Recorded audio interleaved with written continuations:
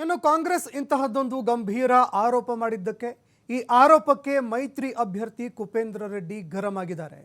BJP ಹಾಗೂ ಜೆಡಿಎಸ್ನ ಮೈತ್ರಿ ಅಭ್ಯರ್ಥಿಯಾಗಿ ಕುಪೇಂದ್ರ ರೆಡ್ಡಿ ಅಖಾಡಕ್ಕೆ ಧುಮುಕಿದ್ರು. ಅವರು ಗರಂ ಆಗಿದ್ದಾರೆ. ಕುಣಿಯಲಾಗದವಳಿಗೆ ನೆಲ ಡೊಂಕು ಅಂದಂಗೆ ಕಾಂಗ್ರೆಸ್ನ ಸ್ಥಿತಿಯಾಗಿದೆ.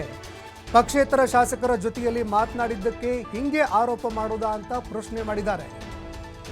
ಹಿಂದೆ ನಮ್ಮ 7 ಜನ ಜೆಡಿಎಸ್ ಸದಸ್ಯರನ್ನ ಅಪಹರಿಸಿಕೊಂಡು ಹೋಗಿರಲಿಲ್ವಾ ಅಂತ ಪ್ರಶ್ನೆ ಮಾಡಿದ್ದಾರೆ. 150 ಕೋಟಿ ಆರೋಪಕ್ಕೂ ಕೂಡ ಕುಪೇಂದ್ರ ರೆಡ್ಡಿ ಅವರು ಗರಂ ಆಗಿದ್ದಾರೆ. ನನ್ನ ಹತ್ರ ಸರ್ಕಾರ ಇಲ್ಲಪ್ಪ, ಎಲ್ಲಿಂದ ನಾನು ತಂದು ಕೊಡ್ಲಿ ಅಂತ ಕುಪೇಂದ್ರ ರೆಡ್ಡಿ ಕಾಂಗ್ರೆಸ್ ನಾಯಕರಿಗೆ ತಿರುಗೇಟು ಕೊಟ್ಟಿದ್ದಾರೆ.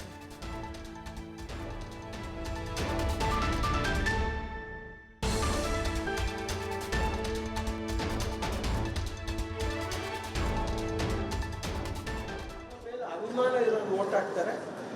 ಆ ಪಾರ್ಟಿನಲ್ಲಿ ದುಡ್ಡು ಕೊಟ್ಟು ಕರ್ಕೊಂಡು ಹೋಗಿ ಎಲೆಕ್ಷನ್ ಮಾಡಿಸಿ ಮಿನಿಸ್ಟ್ರಿಗಳು ಕೊಡುವಂಥ ಪರಿಸ್ಥಿತಿ ನಮಗಿಲ್ಲ. ನಮ್ಮ ಮೇಲೆ ಅಭಿಮಾನ ಇರೋರು ಓಟ್ ಹಾಕ್ತಾರೆ. ಆ ಪಾರ್ಟಿನಲ್ಲಿ ದುಡ್ಡು ಕೊಟ್ಟು ಕರ್ಕೊಂಡು ಹೋಗಿ ಎಲೆಕ್ಷನ್ ಮಾಡಿಸಿ ಮಿನಿಸ್ಟ್ರಿಗಳು ಕೊಡುವಂಥ ಪರಿಸ್ಥಿತಿ